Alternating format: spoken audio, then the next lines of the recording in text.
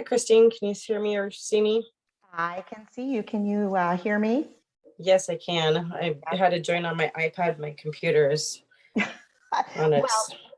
Don't worry about it because I got all hooked up around 6 o'clock. Had issues like it was my internet. So what am I doing? I ran over to my daughter's house. So now I'm hiding in my son-in-law's office. Oh my gosh, technology. That's I like know. good. It was either that or some random Starbucks or stay in the building till 6:30. Well, I am here, so Perfect. All right. looks like we got a couple people joining us. Great.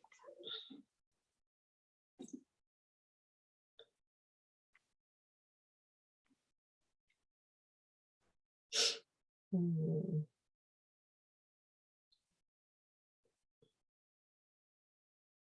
Let's see. It's probably a good thing we're recording it. I think it's such a busy time of year. So Yeah. I had a couple parents email in, and I said I'd send them the slide deck and the recording once we were done. So, oh, we're getting a couple more.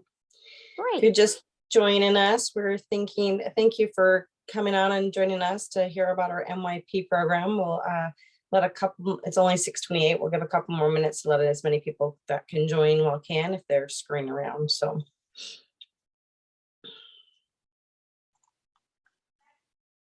I think by switching this over, it just shows one person, whoever's talking.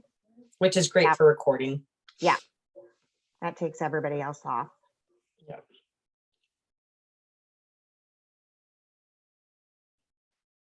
All right, we'll give it another minute or two and then we'll go ahead and get started. I might be able to join on my computer. Let's see.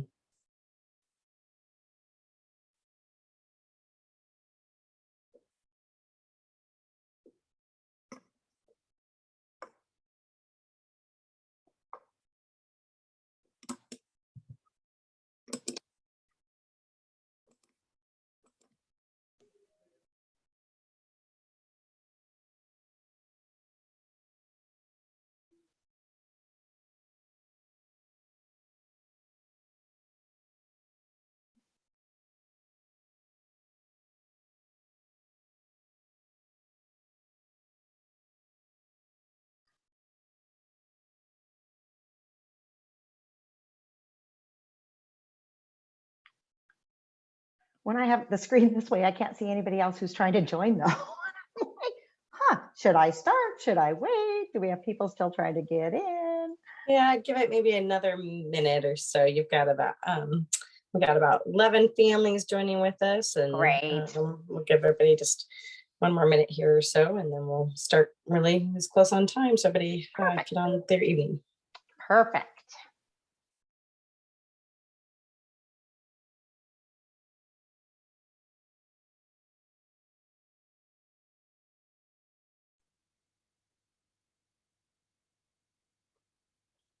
So Christine, if folks, we can share with folks if they want to use the chat. I can monitor the chat for us and you, and then be able to share questions or interrupt if you need to. That would be great. Yeah, because when I do the screen sharing full screen, it takes away all those other so hard options. Yeah. I need my double screen monitor like at school. Become addicted to that.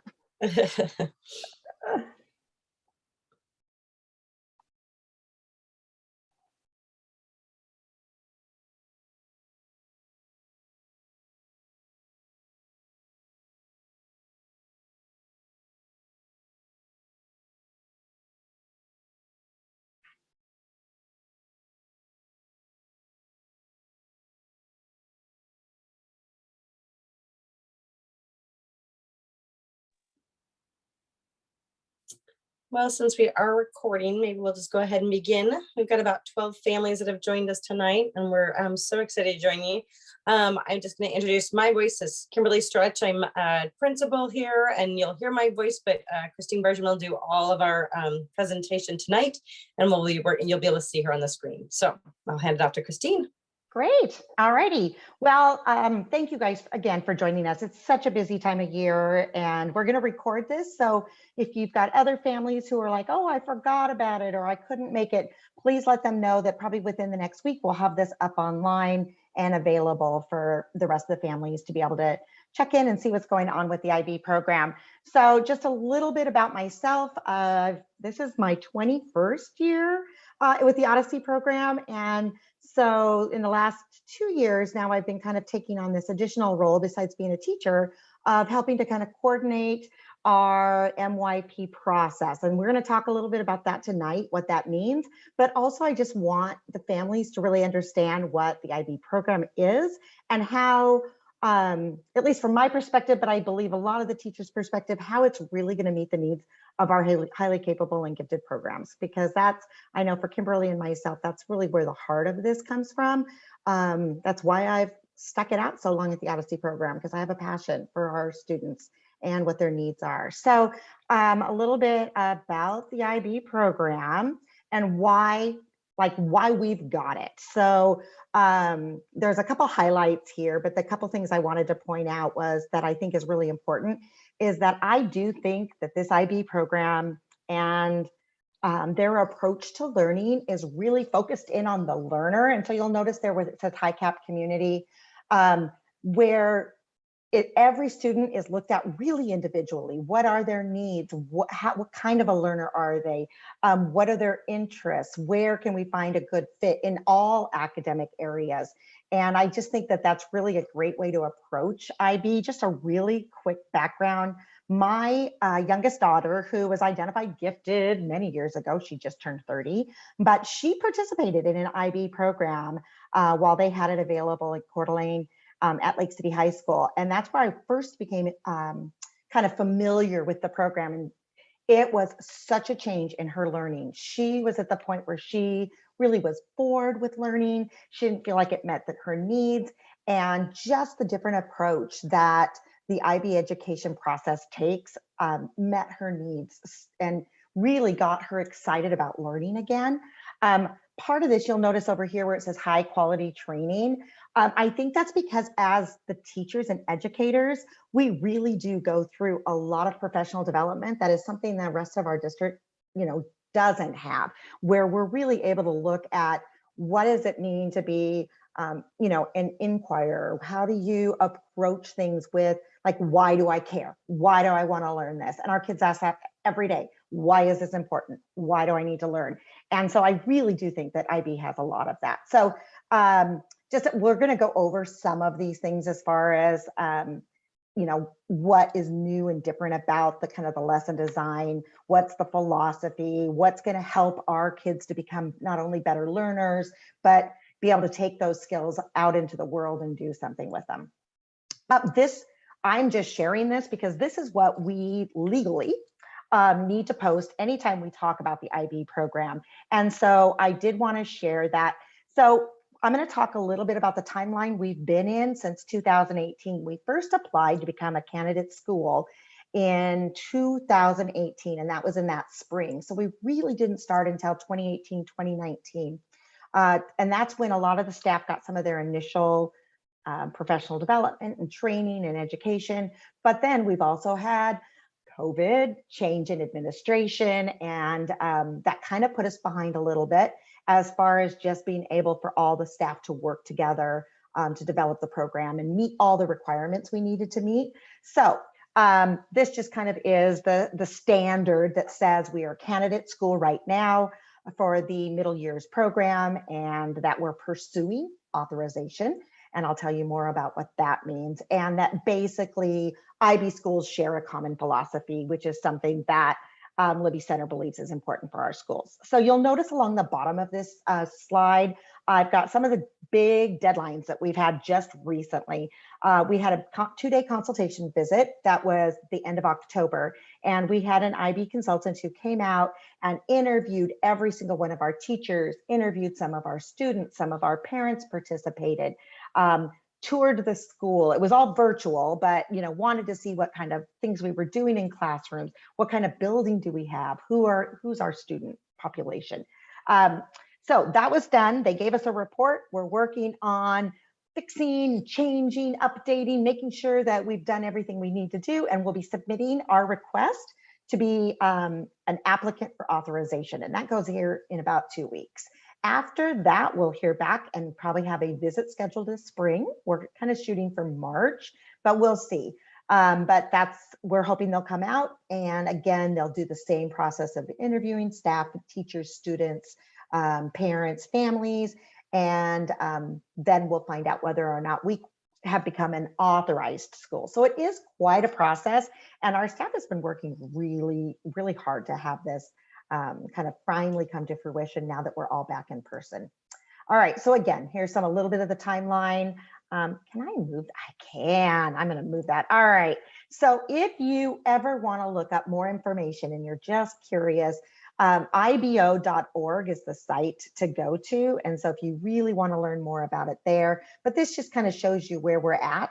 Once we're authorized, then we are reevaluated every 5 years. And during those 5 years, it's ongoing teacher training. We're developing lessons and units for the students that are engaging, and really an inquiry based and really trying to make their experience better. So that's what we do during that 5-year process. The mission. So the mission of IB really aligns with the mission of Libby Center. If you've been, I don't know, I know it's hard to even be in the building, but if you've seen, we've got posters all over that kind of talk about our mission. If you've ever had a chance to stop and read our mission, but the mission of Libby Center really aligns very closely with what IB is trying to do. And I think for Odyssey and the Odyssey program, what we really want is exactly what it says here is academic and social emotional needs are being met. We want to develop caring and knowledgeable and intellectually curious young people who then go out to create a better world with understanding and respect and are lifelong learners. And I just think that that's kind of what the IB mission statement also does. And it really aligns nicely, which is makes me feel good as an educator to know that we're trying to achieve the same things. All right, so this is an outline of all the programs that IB has to offer. And you may be familiar, or you may even have students in the primary years program. So that is for grades K through 5. And so our Odyssey students in 4th and 5th grade participate in a slightly different approach, mainly because they're, with one teacher all day, and they do a little bit more of real interdisciplinary focus on these big ideas. And so that's what's going on in the primary years program. And our Odyssey students are experiencing that before they come to us in the 6th, 7th, and 8th grade. So middle years is really IB for 6th graders through 10th graders. Now, obviously, we only have up through 8th grade, so it's just 3 years. And we call them year 1, year 2, and year 3. So if you ever hear us refer to a year 1, that's a 6th grader, and a year 2, obviously 7th grader. And then this could continue on into like the 10th grade. As I said, Spokane Public Schools doesn't have that in place yet. I do know that they've got people kind of investigating that, trying to figure out what school that might be a good fit in. The diploma program is like an 11th and 12th year program. That's the one when I mentioned earlier, my daughter participated in.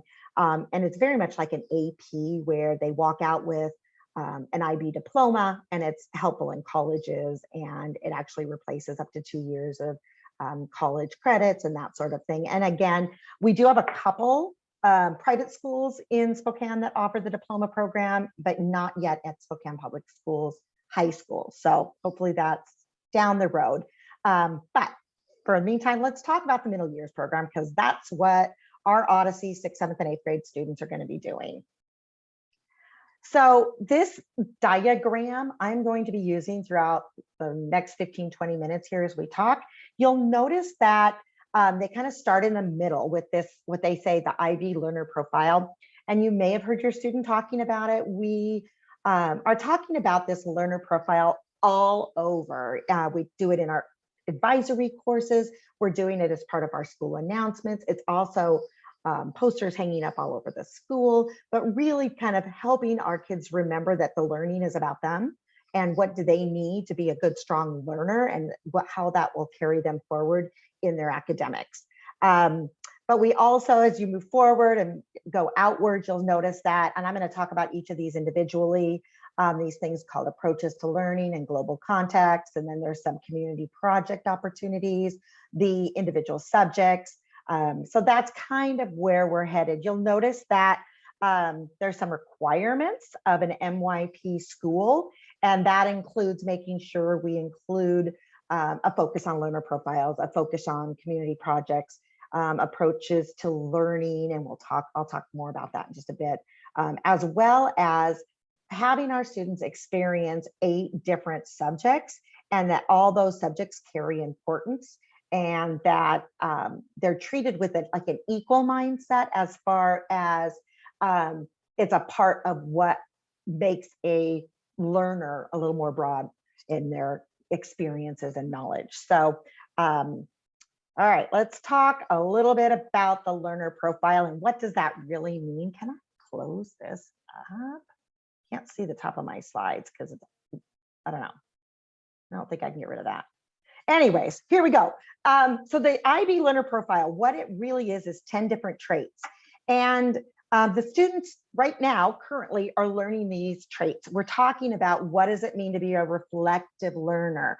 Does that, how does that help you do a better job the next time? What have you learned? Reflect on the things that you've learned, but also how to be open-minded, how to be a risk taker, how to be a caring person, a balanced person, making sure that, that kind of that stress levels, we've been working a lot recently on stress levels with our students, principled as far as their approach to different topics, that they're knowledgeable, that they inquire, that they know how to communicate, and that they are thinkers. And I think these are all things our kids really can use to just kind of round them out as a learner. So this is really kind of the big focus.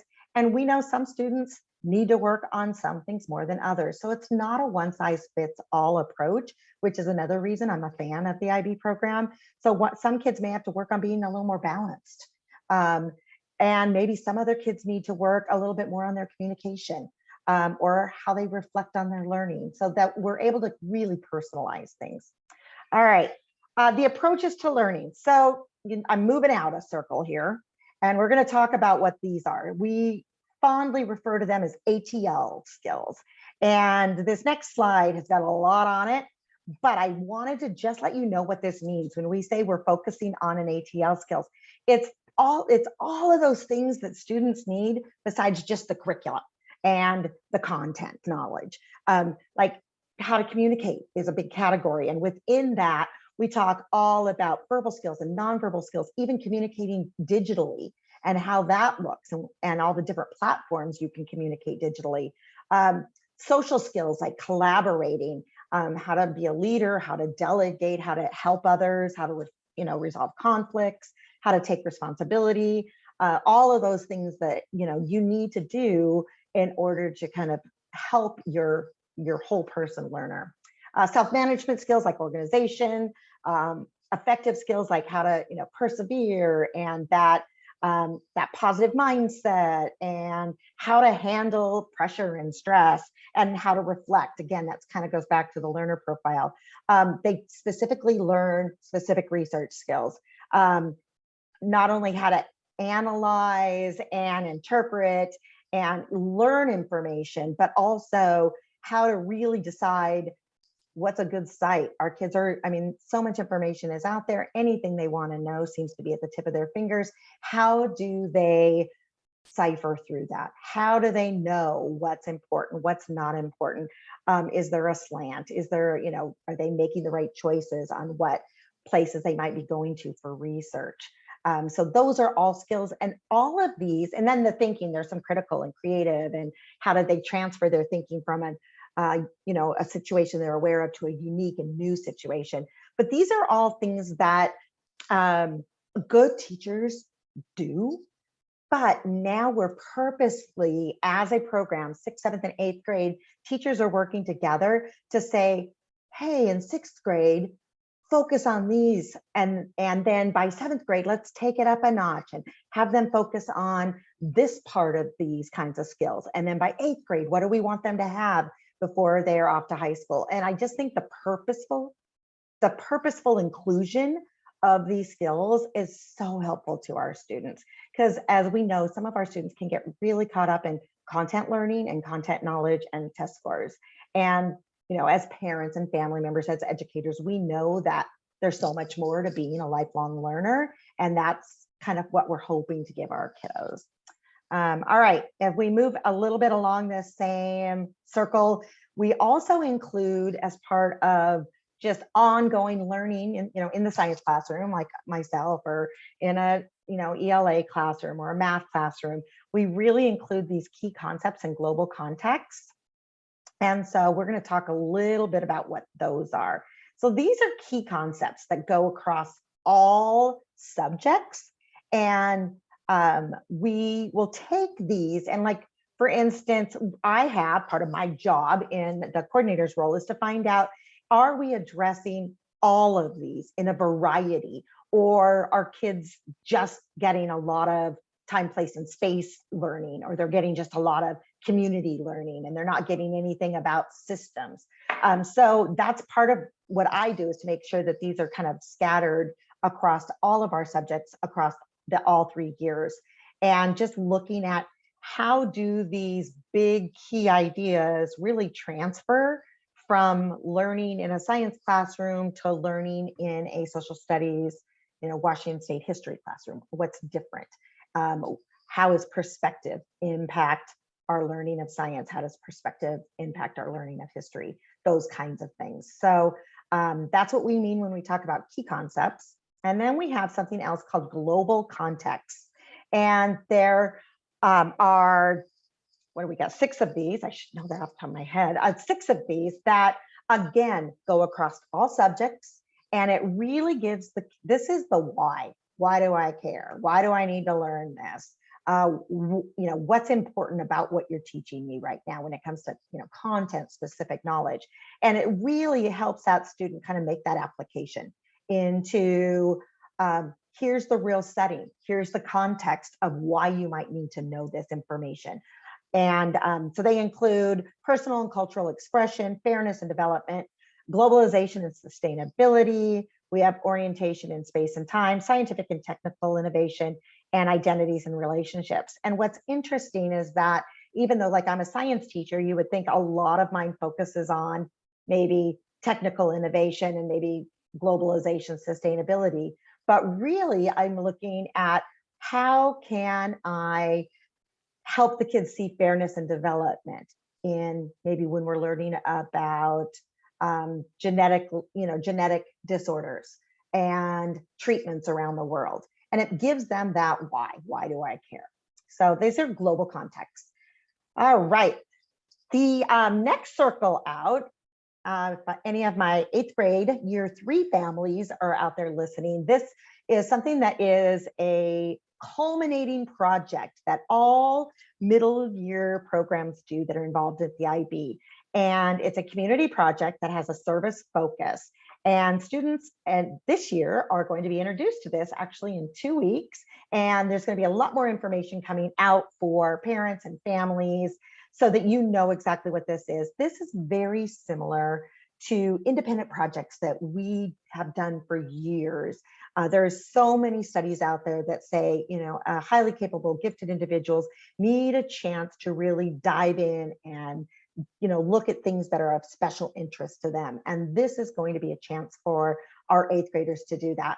In the meantime, while 8th graders are working on this, our 6th and 7th graders are going to have a chance to do what we call passion projects. Again, something that they're just really interested in and really want to learn more about. And theirs might include some service, but it doesn't have to.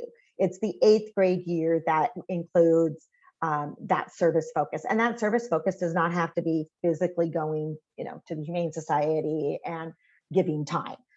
It's lots of other things. It could be an awareness raising campaign. It could be, developing a web page that, shares information. There's a lot of ways that our kids are going to be able to kind of give that service feel without having to go give time if their schedules are already so full that you're already thinking, how are we going to do that? So more to come on that, but that's something all of our students are going to be experiencing. 8th graders as a culminating project that will be usually introduced in November, December, and usually will be presented and shared out in like the end of mid-May to the end of May. So it's a big time frame. And this year, that's going to be all done in our advisory classes. So this is just a little bit more information.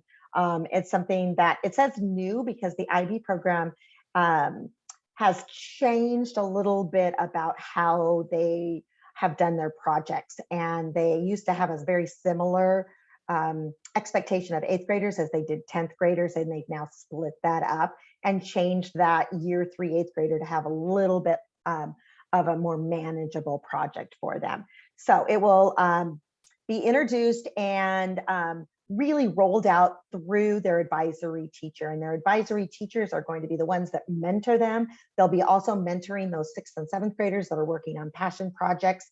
And so it will be a smaller group that each teacher will be working with. And I think it should be a really interesting and fun dynamic. So more to come on that. Now, I want to talk a little bit about all of the 8 main core subjects. So the subjects as they are defined by IB include mathematics, language acquisition, which is the learning of a language, what they call language and literature, which is what we call ELA. We probably will be transitioning more to calling it language and literature, physical and health education, individuals and societies, which is that social studies course or that history course, sciences, the arts, and that includes both visual and performing, and then a design course. And so we will have our students will have a chance to experience all of those subjects and at a minimum of 50 hours every year. And where we're going to see some of those differences are obviously we have some core content classes that require a 5-day-a-week, things like our math and our language arts, our social studies, our sciences, but then and also our performing arts, which as a program we really believe in the power of that performing arts music, and we'll always have that as a requirement for our students. We just know the connection with the brain and what that does for our kids. And so that will always be a part of the Odyssey program, but they'll also get a chance to do some visual arts. And that visual arts may be combined with a design, like there will be a purpose for their visual art. Are they designing, right now they've been designing posters to be used around the school that share learner profiles. The design course has got a very engineering feel to it. And our 6th graders have a chance to do that a couple days a week. And then in the 7th and 8th grade, they're going to get a chance to do a little bit of the kind of visual design. And then some of the other design will be done in my science class, where they're going to be designing and going through that process, engineering design process, and actually making a product by going through those principles. So our kids are going to get a chance to have access to all of those, which is important. Nothing gets to go away. We don't have to say, well, they can only take this, but at the cost of this. So they'll be experiencing all of that content. The other thing that is a mandatory part of being an IB school is that all students experience interdisciplinary units. What that means that as teachers, we get together, for instance, maybe myself and Mr. Piper we'll get together, and his geometry students and my physics students might be working on something in both of our classes at the same time that really links together. And that is something that teachers dream of doing. We just never have the time to necessarily do it. Well, it's part of what the program requires of us. And so we're really looking at those unique ways that the kids can go, oh, that applies. I learned that in math class. Now I'm using it in science, or I'm learning that in PE. And wait, I get the physics part of it, or I'm learning a piece of music. And now I'm getting a mathematics connection or a world culture connection or something like that. So there is interdisciplinary units, and all students are supposed to be experiencing at least 2 of those a year. Now that's as we grow and develop our program. Let's see, the other thing that we're going to go into real quickly is the grading in IB. And whoops, did I go backwards? I did. All right. So you'll see this is a really busy, I apologize for this slide. There's a lot on here. What we've got over here are all the subjects. each subject has 4 main criteria that they ask the students to be able to do. Under those criteria, for instance, I'm going to pick on science just because I'm a science teacher, and I know you can see it on your screen that's not covered up by other things. There's 4 criteria. One is to be able to know and understand. That's very content specific types of learning. They have to be able to inquire and design. That is very much that, what are they questioning? What is a hypothesis? Can I develop an experiment that might test this out? Can I design something to figure out what I want to know? The next one is processing and evaluating. That's that idea of collecting data and then what does it mean? And so the whole scientific method that many of us know is these 2 criteria. And then the last one really is about how does this impact the world? What is the impact of science? How has this changed things in the past with things that we've learned and discovered? And what might happen in the future as new discoveries are found out? So as those criteria are taught in the classroom, students will be measured against those 4 criteria. And of course, each criteria can be broken down into very specific learning targets, but they are very standardized so that it's a very fair kind of reflection of the students' learning. It's an 8-point scale that I'm going to show in just a second. And that there's always a rubric. So students always know exactly what the target is. What is it I'm supposed to be learning? So next slide is kind of the IB scoring. So it's this 8-point scale. So for years we had 4-point scales in the grade schools, and then there was the 4-point standards and things like that. IB is not really, you can't make it that simple. It's a lot more detailed than that. But there's the score of like a 7 and 8 is that really effective, very thorough, very high level type of learning. A 5 or a 6 on a criteria might be like really good, substantial evidence, substantial knowledge, very considerable, kind of like what our kids should shoot for, as far as kind of like for our highly capable, kind of what's the minimum, in my opinion. And then the 7th and 8th would be those kids that really, really, it's a subject that intrigues them and they want to go further and they want to do more with it.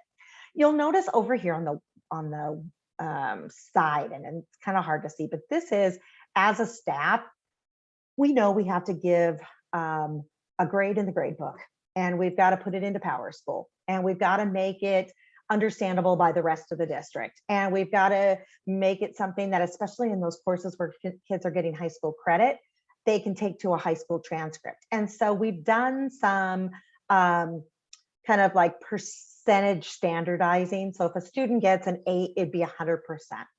If they got a 7, it would be like a 94.7. If they got 6 points, then it would be more like an 88.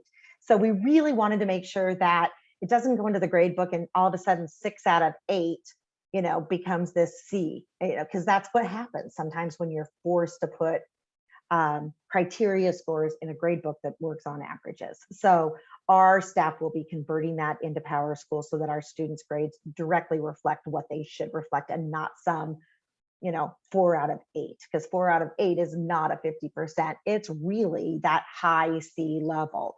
It's it's adequate. It doesn't really go above and beyond. It may not show exactly that they've got the high level understanding, but they're passing with a decent score. So students will be measured on multiple criteria at a time, and if they're measured on 2 or 3 or 4 criteria, it's just multiples. So 4 criteria, they had 32 would be 100, 28 would be 94. So there's really, the more criteria they're measured on, then there's a little bit more in that percentage. And if once these really are in place and you have questions, please tell the teachers, and they will, walk you through it. If you're like, I don't understand, how does this correlate? How's my kid doing? And teachers will be happy to help. All right.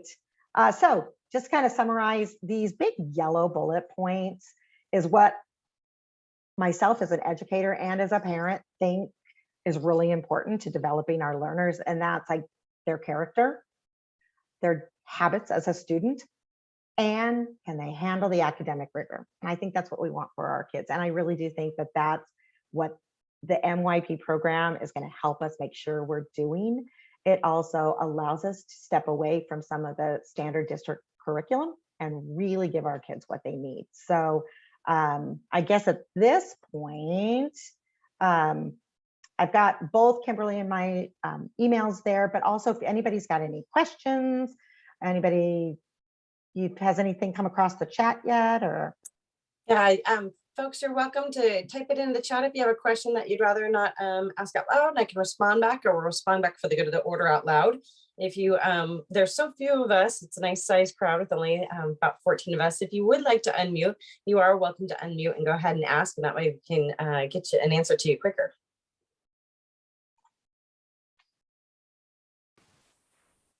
Hi, this is Shauna. I had a question about the service project. So Chloe was a student who'd been through Odyssey before, and she did the independent project. And it was primarily in the English room or in with the English teacher that they did that with. And it was a lot of work. And it took a lot of time, even when it wasn't a service thing. It being an advisory, is that something that's going to be supported by the other teachers, or is it going to be on top of all the other stuff that's required? Like with the English teacher, do you see what I'm saying? Like, is it going to be another thing? I'm hoping it's not looked at as another thing. All teachers are going to be involved. So that's the good news, in that we're all aware what the students are going to be doing. I will say that I think based on the way this project is set up and the requirements of this project, the kids are meant to spend about 15 hours total over the course of 5 months. It's not meant to be more than 15 hours. And it even says that on there. And that includes everything from initial research on whatever topic they might have, all the way to brainstorming, the deciding, and up to and including their presentation. So I'm really hoping that the kids don't look at it as any more than, no more than an hour a week, but hopefully less than an hour a week of their time. We will be spending some time in advisory, but again, that's not a lot of time. But then I think just the way it's set up, you'll find the student handbooks are going home in 2 weeks on the 15th. And I think glancing through that, you're going to find that it's a lot less work than the independent project was. We asked a lot of the kids on those independent projects, as far as, especially as 8th graders, to include interviews and certain amount of research. And this doesn't have that same requirement.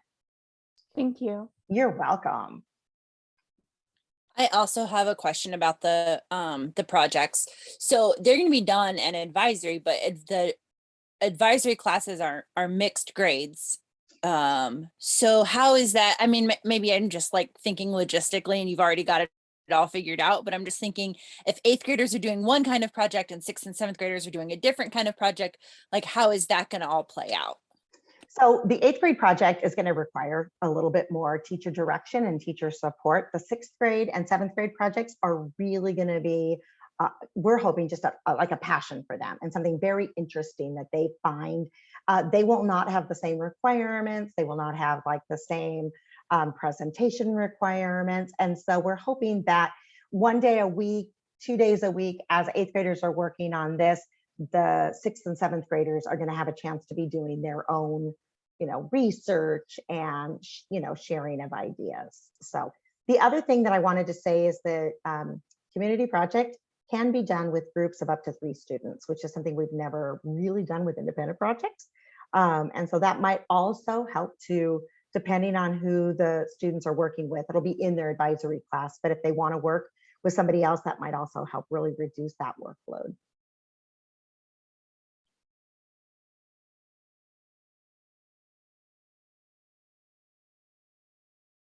All right, do we have any other questions?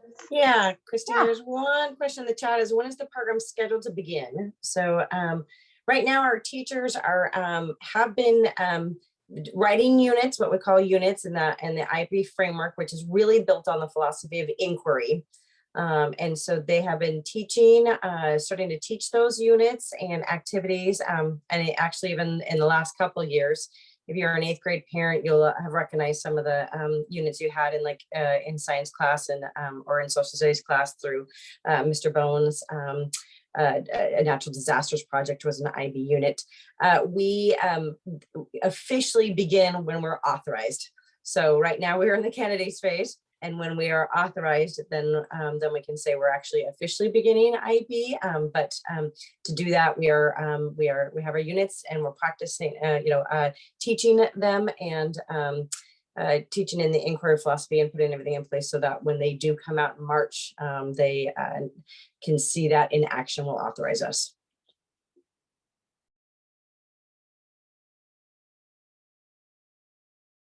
All right. Any other questions? And if you guys have any, like if anything comes up or you watch this later or you start talking with another parent, just, shoot me an email or shoot Kimberly an email. We'll let you know, as fast as we can, any answers to this. All of the teachers are really well versed as well in IB now. We've all attended, if not 1, 2, 3, even different professional developments that were on a national level. And so I think any of the staff can speak to this as well. So if you've got some, wonderings around what does this look like in orchestra? What does this look like in the gym with PE?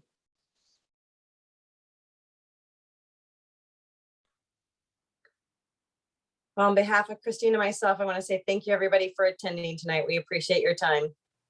Thank you guys. Thank you so much for attending. Hey, Christine. Yes.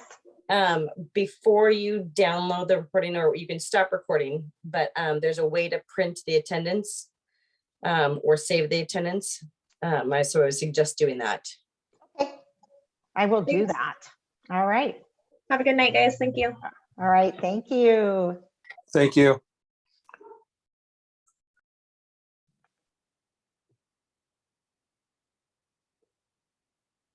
Oh, there's another question. Will the projects apply? I think they might be gone. Will the projects apply to this year, or is that only after the school is officially IB? Okay. It'll be every year. It'll be every year, all year. Yeah. All right. Have a good night. All right. Thanks for joining, Krista. Of course. I'm here to support you. Thank you. See ya. See ya.